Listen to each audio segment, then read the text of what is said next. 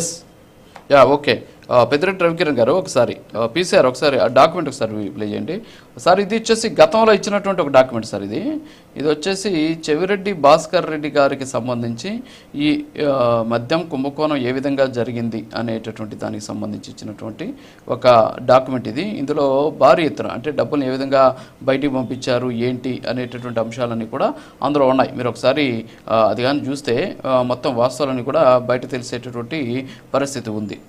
మొత్తం అసలు ప్రభుత్వానికి సంబంధించి ఏ విధమైనటువంటి డెసిషన్ తీసుకుంది అనేటువంటి అంశాలు ఒక జీవో రూపంలో ఇచ్చారు. అందులో ఎస్పెషల్లీ భారీ ఎత్తున భూములు అంటే ఏ విధంగా బ్లాక్ని వైట్ చేయొచ్చు అనేదంతా కూడా అక్కడ ఉంది.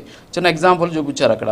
పుత్తూరు, రేణిగుంట, వడమాలపేట, తిరుచానూరు, తుమ్మలగుంట ప్రాంతాల్లో ఒక 12 ఆస్తులు ఉన్నాయంట. అందులో వచ్చేసి కొన్ని ల్యాండ్స్కి సంబంధించి భారీ ఎత్తున అక్రమాలు జరిగాయి. ఏంటి అంటే ఫర్ ఎగ్జాంపుల్ మార్కెట్ విలువ, బహిరంగ మార్కెట్లో వాల్యూ 63,72,64,800 ఉంటే దాన్ని కేవలం 8,85,00,000 మాత్రమే చూపించి 54,87,00,000 రూపాయలను ఉద్దేశపూర్వకంగా దాచిపెట్టి నల్లధనం రూపంలో నగదుగా చెల్లించినట్లు తేలింది అని చెప్పేసి ఆ డాక్యుమెంట్ యొక్క ముఖ్య ఉద్దేశం.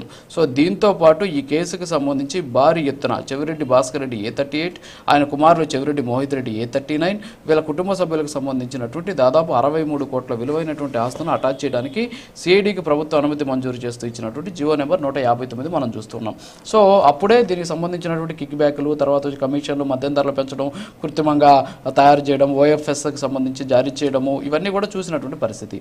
మరి ఇప్పుడు తాజాగా మళ్ళీ ఎన్ఫోర్స్మెంట్ డైరెక్టరేట్ ఒక డాక్యుమెంట్ రిలీజ్ చేసింది, కొన్ని ఆస్తులను అటాచ్ చేసింది. సో ఇదంతా కూడా వ్యవస్థీకృతంగా కనిపిస్తుంది. మరి దీంట్లో అసలు స్కామే లేదంటారు మరి చింతేపల్లి మసూదన్ రెడ్డి గారు. మసూదన్ రెడ్డి గారు స్కామ్ లేదు అనలేదు, మేము ₹1 తీసుకోలేదు అంటలేదు. తీసుకున్నాం అయితే ఏంటి బెయిల్ ఇవ్వరా?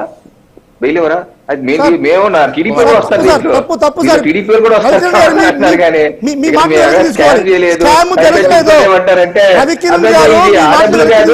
గంజాయి డబ్బులు ఉన్నాయి, గంజాయి ప్యాకెట్ డబ్బులు అవి కూడా ఉన్నాయి, కొత్తగా గంజాయి ప్యాకెట్ డబ్బులు చెప్పేసి కొత్తగా ఆగండి డిస్టర్బెన్స్ క్రియేట్ చేయొద్దు, డిస్టర్బెన్స్ వద్దండి, ఆగండి. మీరు చెప్పండి